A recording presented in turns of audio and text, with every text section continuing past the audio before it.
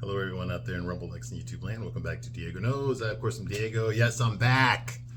I'm back from Hawaii. Sorry I haven't posted in a while. A lot of things you got to do when you come back from, basically another country. So I want to apologize for that. But finally, I got my stuff in order now, and I'm able to start doing these videos on a regular basis again. I do this in my spare time. I just do it for fun, although this movie has been a chore. It's been a chore to get through this thing. And from my understanding, is even though this movie made a lot of money, it made like $700 million, more than the last one did. Okay. My understanding is not that many people like it, which is weird because it made more money. I think people showed up to see what the hullabaloo was about. Okay. To see these characters again, especially to see, Miranda Priestley, Meryl Streep's portrayal of Miranda Priestley again, because that is a cool character. I do like that character. That character is three-dimensional. There's a lot more to her than her just being a what she is. Okay, there's a method to her, man. There's a reason she is that way. Okay, and just because she's this boss, she has flaws. Okay, I mean, she also has some that she's unaware of. Okay, but she's a well-rounded character, and I appreciate that. I like that character. Miranda Priestley, not so much Andy Sachs or Emily, whatever the hell her name is, Emily Blunt's character.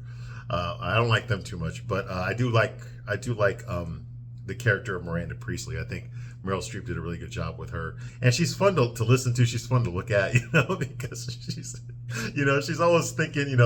She has three-dimensional thinking. Okay, like she's always thinking two steps ahead.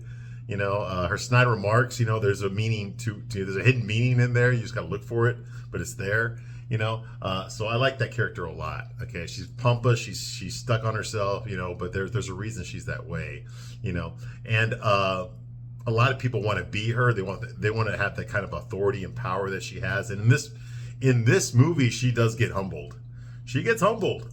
Okay. And I appreciated that. I appreciated seeing a woman have to go through a boss bitch, no less, have to go through the crap that men have to go through every day, like policing her language, what she can and cannot do.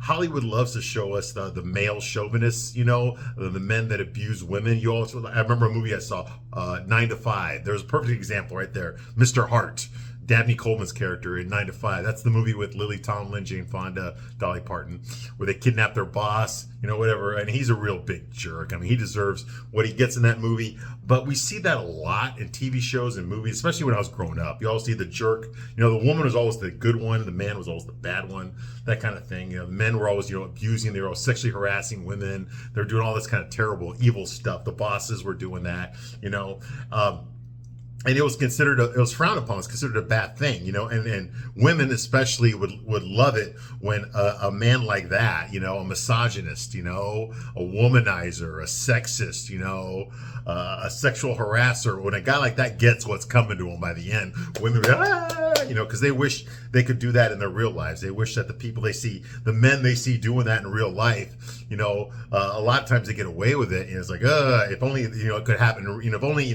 they would get what's coming to them, if they would pay for what they've done, and movies and TV shows, soap operas, all that kind of crap. They do that stuff. They put it in, the man gets what's coming to him for what he did. I remember there's a movie I saw with Cameron. I don't remember the name of the movie, but it came out like around 2013, 2014. You probably know the movie I'm thinking about. And the only reason I even saw the movie is because my girlfriend was watching. My girlfriend at the time was watching it, so I watched it with her. I thought it was stupid. Anyway, it has the actor from Game of Thrones is in it, the one who plays Jaime Lannister. Okay, and apparently he's married or he's dating 3 different women at the same time, and none of these women know about each other. It's Leslie Mann, Cameron Diaz, and Kate Upton. Okay. Kate Upton's the one with the big boobs, right? And so apparently they're all married to this guy, or they're all dating this guy, and they don't know about each other. And they find out about each other, and then they decide to get revenge. And so for the rest of the movie, they are just beating this man down. Okay, they are just making him suffer physically, emotionally, mentally. They're just getting revenge on his ass, big time. Okay, I think he gets kicked in the nuts several times. It's been a long time since I've seen the movie. You probably know what happens, but am I right about the plot? Of course I'm right about the plot. It's all a movie about girl power. We're not going to take shit from men anymore. And if a man decides to screw all of us over, we're going to get back at him, just like 9 to 5. Okay, that kind of a thing, and it's always in these chick flicks. There's always a guy like that gets what's coming to him, the jerk. Okay, but you hardly ever see the woman act that way and her get what's coming to her. You don't ever really see that. You know why? Because when women do it, it's portrayed as strong and independent and tough. Okay, it's excusable because it's a woman. The worst case scenario, the guy had it coming. Okay, it's about time men suffered the way women have suffered since the beginning of time, right? Some crap like that. All right, or that's best case scenario. Worst case scenario, okay, he liked it, that kind of thing. All right, it's the same crap over and over again, but you hardly ever see it with a woman ever get what's coming to her. Okay, and even though Miranda Priestley does not sexually harass anybody, okay, she does treat her staff like absolute crap. She does treat her subordinates like peasants. Okay, like they don't matter, like they don't have feelings, like they're not important. You see what I mean? Okay, and that is a character flaw, and I'm glad that they point that out as a character flaw, and I'm glad that she suffers some consequences for that. Okay, because she just got away with it in the last movie. Okay, in this movie, she has to hang up her own fur coat now. Okay, she's got to police her speech. She's got Amari there policing her speech to make sure she doesn't say anything that could be viewed as racist or homophobic or anything like that. So I thought that was kind of cool, considering the industry that she's in. She's in the industry with mostly old white women and gay men. But yeah, she has no problem, making these snide little remarks. Okay, and you can't do that in today's, with HR around, you can't do that anymore. Okay, if you ever really could back then. Okay, because part one was only 20 years ago. All right, I'm sure they had HR 20 years ago. I know they did. They had HR 20 years ago. Okay, so all this is going on, and I like the fact that she actually, Miranda is getting humbled here. She is getting. The movie begins with her humiliation. Okay, there's a scandal. Okay, her magazine wrote a puff article on this company called Speedfash, and it turns out that they were using slave labor, and they were using sweatshop, where they had sweatshop working conditions. Okay, and so once that got revealed, Runway magazine, Miranda's magazine, they were viewed, publicly, they were viewed as complicit because they were over here bolstering this company that was using sweatshop labor. Okay, so now because this happened, Miranda has to reestablish her reputation. She's got to get her vendors back. She's got to get her advertisers back. Okay, she's got to, reestablish the reputation of the magazine that she's been in charge of for a long friggin' time. Okay, so I'm glad that it starts off with her being humbled. Okay, like the queen has been knocked off the throne a little bit. She's shaken. And she's going to fall off that throne if she doesn't do something about it. So that's the whole plot.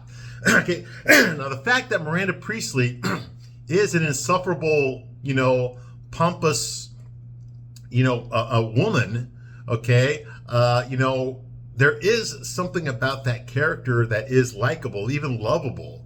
Okay, and what I mean by that is that there is an honesty inside of her. Okay, if you peel back through the layers, you understand why she's that way. Okay, she is where she is because she's that way. Okay, so she's kind of trapped by her own success because she's she wields so much power. Okay, in the fashion world. Okay, she can't ever rest. She can't ever really trust somebody, to watch it for her while she's gone, because anyone that has access to that could, in theory, take it away from her. You see, she trusts Nigel completely, but she has screwed Nigel over many, many times. Even though he's probably her most loyal employee, he's been with her forever. Okay, she still, screws him over with his professional life, what he wants to do. But yet he remains loyal to her. Andy, look at Andy. Look how excited Andy was to see Miranda again, despite the fact that Miranda made her life a living hell in the last movie. Now Andy's all excited. Oh my God, Miranda, it's been forever. That kind of thing, that girls do. Okay. But then, Miranda's, personality starts coming out again, her sarcastic remarks, the condensation, all that stuff. And now Andy's remembering what an insufferable bitch this woman is, all right? But then why, despite all that, despite the way that Miranda still treats Andy like crap, why is Andy so determined not just to save Runway Magazine for her own paycheck, but to save Miranda's job? Like, it's very important to her that in saving Runway Magazine, you also save Miranda's career. Why the hell does Andy give a crap about Miranda's career? If there's anyone in the industry that needs to lose her job, it's Miranda, okay, based on how she treats people. You see what I mean? But yet Andy is, in her own way, loyal to Miranda. She is there. She would never screw Miranda over, despite the fact that Miranda would screw Andy over. You see what I mean? Has screwed Andy over. You see what I mean? So why is that? You know, why does Emily Blunt's character, in this movie she's Emily Charlton, okay? Why does Emily, even though she's working at Dwar now, okay, she's not working at Runway Magazine anymore, why is this still important to her that she earns Miranda's respect, even though she doesn't work for Miranda anymore? Why is it so important to her that she shows up Miranda, that she proves that she's at least as good as Miranda? You know, why is that so important for her to prove that to Miranda, that she's just as good, if not better than Miranda ever was? Why is Emily's validation from Miranda so important to her? You see what I mean? Well, I can tell you why. It's what makes the movies work, okay? It is Meryl Streep's performance, okay? She plays this character as three-dimensional. She's not just an insufferable bitch. She's a lot of things, okay? And some of these things that she is are actually positive, And I like that. That's a complex character. That's a very well-written character, okay? I don't just sprout hate here, okay? All right. No, I mean, yes, there's a lot of misandry in this movie. Okay. Nothing's going to stop that from happening. The fact that it's a chick flick automatically means that men are portrayed as dumbass fucking idiots. And the women are all portrayed as strong, tough, independent boss bitches. And the men are all weak, simpletons, fucking can't get, little dicks, fucking, they're dumb as shit. They have no courage, no self-esteem. They're all stupid. They're all that stuff. Okay. Of course. Okay, but right now I'm telling you what does work in the movie. What works is a character Miranda Priestley. She worked in the last movie, and she works in this movie. I think I enjoyed the last movie more than this one, because the last movie actually had something to say. Okay, and it's something that's universal. It's not something that relegated to just chick flicks. It's something that's universal. Okay, work culture. Okay, any of you who've ever worked for a corporation like I have knows goddamn well you're only worth as much as you produce. Okay, if you're not producing, okay, your level of importance in the company depends on how much you produce for the company. If you ain't producing, you don't matter. Okay, you're out of there. Okay, this is a capitalist system that we live in. Okay, if you're not making money for the boss, you're not having a job anymore. Okay, if you are making money for the boss consistently, okay, you're gonna move up.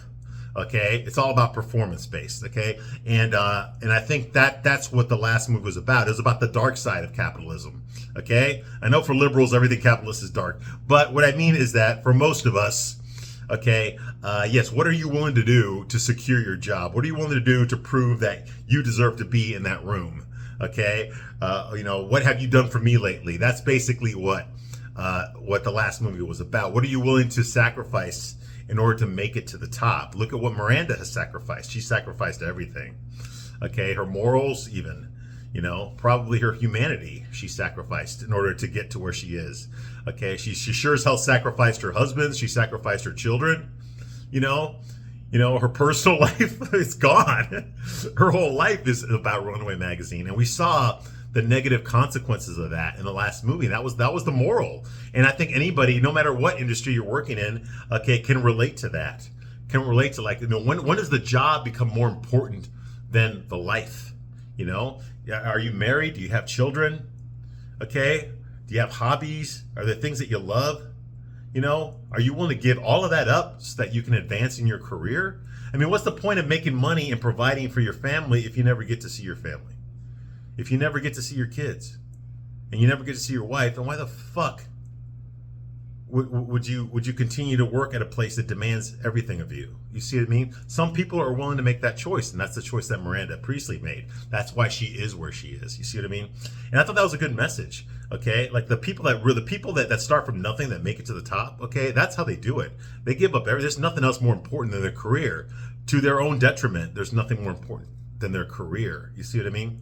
And that's not necessarily a good thing. And the fact that the movie pointed that out in part one, I thought was a universal message. I thought that you could learn a lot from that. Unfortunately, here we're right back where we started from. Okay, Miranda is still trying to, break the glass ceiling. She's trying to become the director of global content for Elias Clark Publications, despite the fact that she's 76 years old. What the hell is a 76-year-old woman doing trying to get a higher position in the company? Okay, this is ridiculous. This is ridiculous. Okay. That part makes no sense. Here's Andy is back. She's an editor now, but she's still scrambling around. She's still running around with her cell phone in her hand, running through the city, in her expensive clothes, talking on the phone, having panic attacks and stuff. Okay, the same shit she did 20 years ago. Where's the maturity? Why haven't you grown? Why are you still stuck in 2006?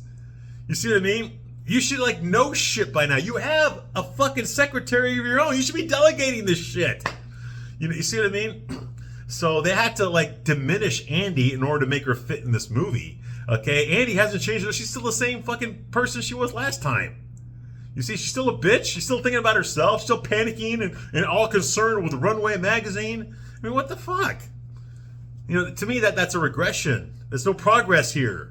Emily, on the other hand, has progressed. Okay, now she's like a chief executive at Dwar, or she's higher up there. It doesn't matter. She's a gold digger. She's dating a billionaire, so it's not like she needs the money. Okay, so she's got her own thing going on. She's outgrown Miranda, so we think. Okay, I mean, she's running Dwar now. She's in charge of opening up Dwar stores in New York and whatever. So she's doing well for herself. She's not spastic and all that shit, and she's not bullying, her employees or any of that stuff. I don't think she is. Okay, I mean, she's still a bitch. Don't get me wrong. Okay, but she did fall into the same trap as Miranda. She's not there raising her kids. She's not taking care of her daughters. She's just being a boss bitch because that's what's important to her. Her career is more important to her than anything else. Her career and her billionaire boyfriend are important, not because she loves her billionaire boyfriend, but because he has the means to give her what she wants. Okay, if she has to pretend to love this guy, if she has to fuck this guy so that she can get what she wants, she's more than willing to do it. Okay, and that's pretty fucking obvious here. Okay, so she's not necessarily a good person. She wasn't that great of a person in the last movie either, but there was some humanity to her. Now I'm not so sure. Okay, but then again, Andy's not that much of a good person either. Okay, no one is. But they have good aspects to them. The three main characters, Emily, Andy, and Miranda, they have good aspects to them. I'd say they're probably 15% good and 85% cunt. Okay, and that's the truth. And it's hard for me to root for characters like that. I think I rooted for Miranda more in the last movie than I did in this one. Right, and that's the truth. Although I do admit I did like seeing these characters again, especially Miranda. Okay, so there, I like the character Miranda Priestley. Okay, there, how's that for something positive? Okay, she's a well-written character. She's a good character. Okay, that's what makes Devil Wears Prada work. Okay, this one movie doesn't work as good as the last one, but it's got some good moments in it. All right. Okay, so where we left off last time, Andy has started a romance, so to speak, a very PG romance. Okay, with Peter, who is this Australian guy who renovated the building that she now rents a luxury apartment from. Okay, so they're dating even though they haven't had sex, and and he still pays for all the dates, and he acts like a fucking simp, and he's not. Ladies, I don't know what y'all see in him. Okay, to me he's just an average guy. There's nothing exceptional about him. You know what I mean? And yes, Andy's also an average woman. Okay, but the whole thing about chick flicks is that the average women are treated like they're tens in these movies and TV shows. Okay, so why would she want to be with an average guy? It makes no sense. In the last movie, she cheated on her boy. Okay, well, she didn't cheat on him. She broke up with him so that she could cheat on him. Okay, I mean, with a guy named Christian, I understand why she slept with Christian. He was more established. He was already an established writer, which is something that Andy wanted to be at that time. Okay, he already had the connections. He already knew the publishers, the copyright guys. He knew all that stuff. He could even get her a hold of an early edition of a Harry Potter novel that hasn't come out, been released to the main market yet. He could even do that for her. So I can understand why she'd be fucking him. He has something that she wants. What does Peter have? Nothing. Nothing. You know, and his jokes are stupid. He's a closeted homosexual. I don't know if he's that way in real life, but he's definitely written that way. But then again, all the guys in these movies are written that way. So what the fuck? They're either gay or the gay in the closet. All right, I think he's gay in the closet. Anyway, so that's going on here. You know, they had a stupid ass date, you know, talking about being on a date. It's crap. Okay, anyway, later on, Andy talks to her reporter. She has a reporter friend, okay? Andy, in the beginning of this movie, she got laid off from the Vanguard. I don't know if that's a newspaper or a magazine. Anyway, she was an editor there, and she just won an award. She's at an award ceremony, and she gets a mass text. Her employees are all sitting there. Her reporters that work for her are all sitting there. And they all got fired at the same time. Okay, well, one of them is this woman. I don't know her name. I don't give a shit. Okay, but anyway, she's pestering Andy and telling her, hey, you know what? You used to work for Miranda Priestley back in 2006. You know what? I know a publisher that would give you $100,000 advance for a treatment about a biography about Amanda Priestley. You know, well, now Andy needs the money because she's out of a job and she lives in a shitty apartment. So she's considering it. She initially rejected the idea. You know, if I write that, you know, nobody will ever hire me again, blah, blah, blah. Well, guess what? She gets hired at Runway Magazine. So now she's working with Miranda and Miranda's pissing her off. So now she's like, you know, I think I am going to write that book after all. You know, a tell-all expose about Miranda Priestley and what a fucking horrible woman she is, right? So that's going on here. You know, a novel about Miranda, so that's going on. So Andy decides that she's going to do it. Okay, so here she is, Andy. Like I said, she's not a nice person. None of the women in this movie are particularly nice people. They're not really good people. They have, like I said, they have good aspects to them, but they're mostly bitches. Okay, Andy is no exception. Just because she's spastic and shit all the time, okay, running around with her cell phone in her hand, you know, okay, doesn't mean that she's a nice person. Okay, she agrees that she is going to write this expose on Miranda and cash that paycheck. Okay, she is going to do that. Okay, Andy gets invited to Miranda's house. Okay, in the Hamptons on Saturday. Okay, she interrupts Nigel because she doesn't own any clothes good enough to wear to the Hamptons. Okay, now all of this is because of the article. The article did very well.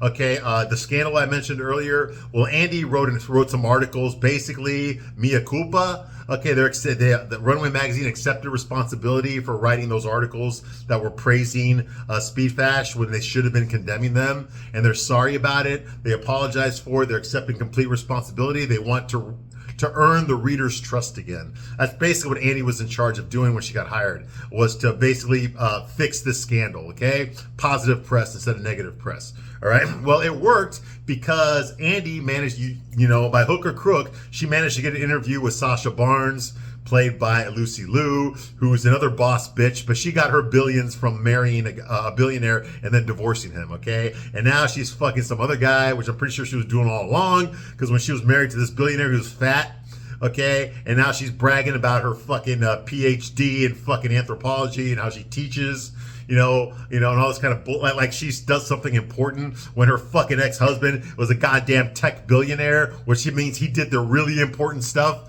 Okay, she called it tinkering, but yet his fucking tinkering, it was what paid for that multi-million-dollar fucking mansion that she's sitting her fucking ass in right now. Okay, anyway, yes, they got an interview with her. She refused to do interviews for 3 years, but she agreed to do one because of Andy, blah, blah, blah. So that secured Andy's job at Runway Magazine. She was the get. Sasha Barnes was the get. All right, you know, feminist. By feminist, I mean she fucking was a gold digger as well.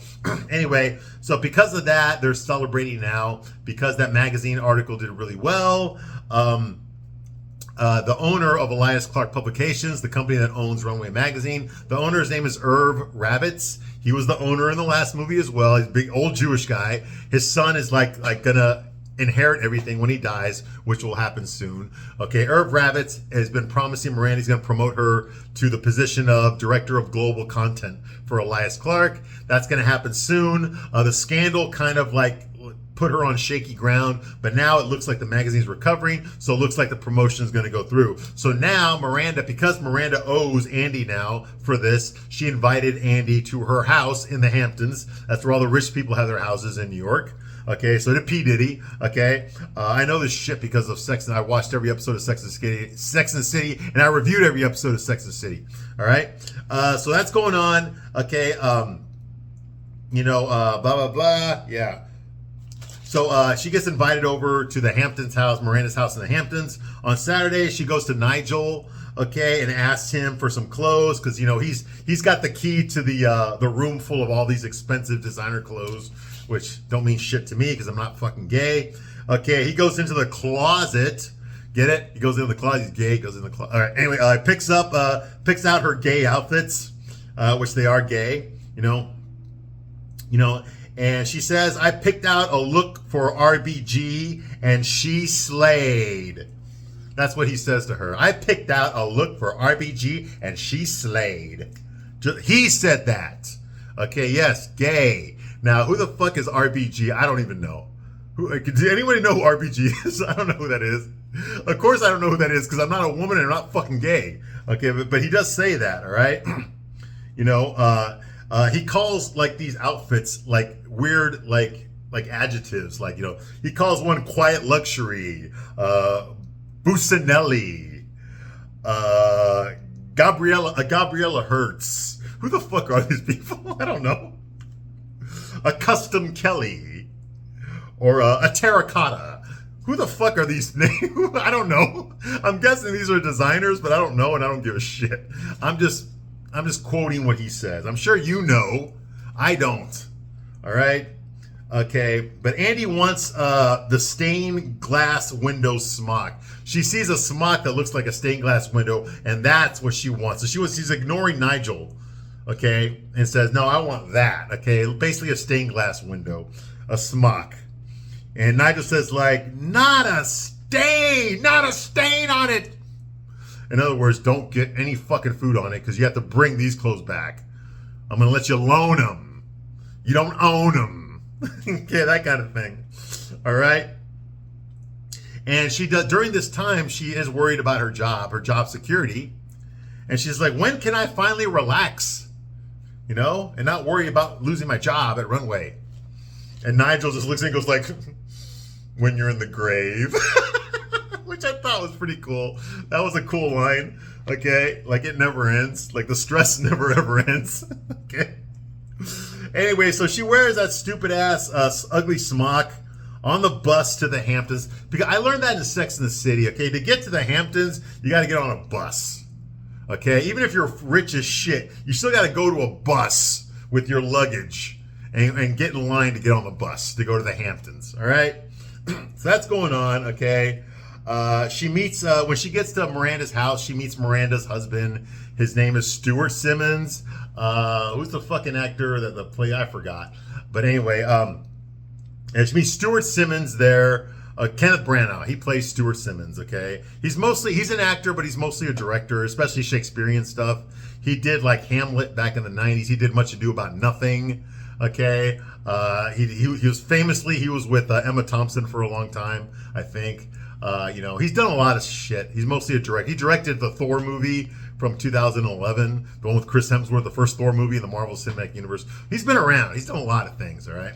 I also remember him from Frankenstein in the 90s, yes. He directed and starred as Victor Frankenstein. He created the Frankenstein monster that looked exactly like Robert De Niro. You remember that one with Helena Bonham Carter from the 90s? Yeah, he did that too. He directed that. All right, so he's been around.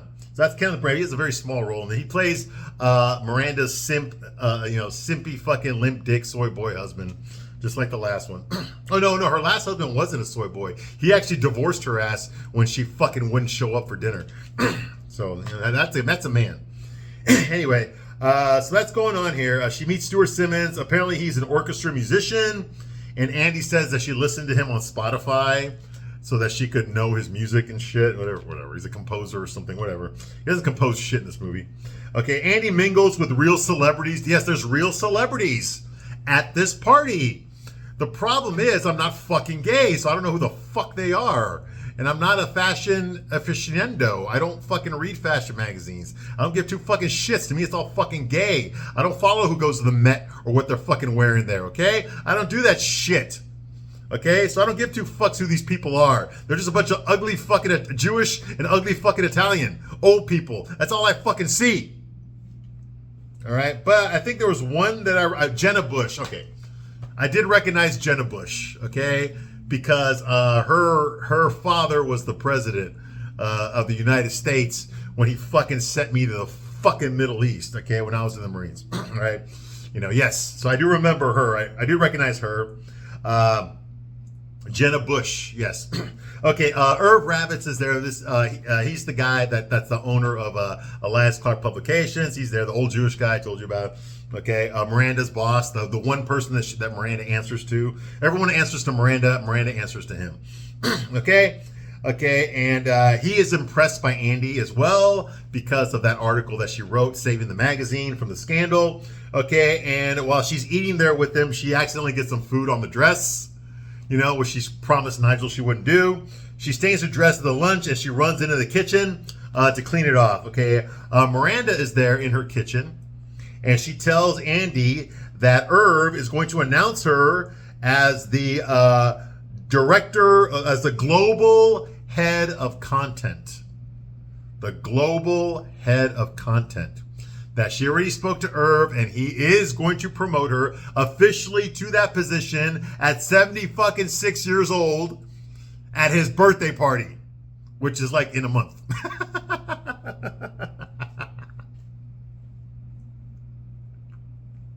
Who gets promoted to that at 76 years old? Okay, it's ridiculous. Yes, Meryl Streep is 77 in real life. She was 76 when she filmed this movie. Although they don't tell us how old Miranda Priestley is, I'm telling you how old Meryl Streep is. All right, I checked. All right. Okay. Oh, yeah, at Irv's 75th birthday party, okay, that is when, so Irv and Miranda are the same age. So at Irv's 75th birthday party, he will announce Miranda as the official new global head of content for Elias Clark. So Miranda's all drunk and giddy. She's all happy with herself now. Oh my God. And which she seems kind of human. Like she's actually excited, which we never see her excited. People are always trying to get her to smile. They're always trying to sell her, to impress her so that she raises her eyebrow at them because she never does that. She always finds fault and criticism and everything that people present to her. So for her to be all giddy and stuff, like she's younger, like she's all excited about this, is humanizing. One of the reasons I like this character is Meryl Streep doesn't play her as a one-note character. She's not just this fucking bitch. There's layers to her personality. She's a full-figured, emotionally, she's very full-figured, okay? She has a spectrum of emotional range, okay? She's not just a one-note person, okay? She's a very well-written character. She's three-dimensional, is what I'm trying to say, okay? So she's all giddy and stuff about it. And I thought that was kind of cool because like right at that moment when she's kind of giggling about her future success, supposedly, she seemed kind of human. She seemed like a fucking human being, which I'm not used to seeing Miranda Priestley as that. Okay? Anyway, so Andy is all like, wow, you're going to get promoted. You deserve it. And Miranda's like, and Irv told me that he's going to give the features department, that's your department, a bigger budget. We might have to find, you know what? We might have to find a more remarkable office for you. You know, that kind of shit. All right. And Miranda says, I always knew you'd end up doing something great. No, you didn't. Before I knew you existed. Well, that's probably more honest. Even before I knew you existed. Okay, so yeah, that's the closest thing to a compliment that you're gonna get. I always knew you'd do something great, even before I knew you existed. That's the closest thing to a compliment you're gonna get from Miranda. Okay, And I did like the fact that Miranda is actually acting like a fucking human being here. You know, and I thought that was kind of cool. It shows you why Miranda is such an interesting character. Okay, Miranda puts her sunglasses on, which means her boss bitch look, and she goes back to being a bitch. Okay, Andy moves into her new apartment. Okay, the one that she got from Peter. Okay, and her she's wearing her Rosie the Riveter outfit. Yeah, the lesbian look from the 1940s. Okay, Peter shows up to take her out. To I guess to the birthday party, okay, to Irv's birthday party, okay. So she's wearing a blue dress, he's wearing a suit, you know, and she shows off her blue dress. Of course, she looks good in it. It's an expensive dress. Peter says like, "Oh, I like it a lot," just like that, okay. And I mean a lot, you know. I mean, let's not go. Let's just stay here. Oh, yeah, like that.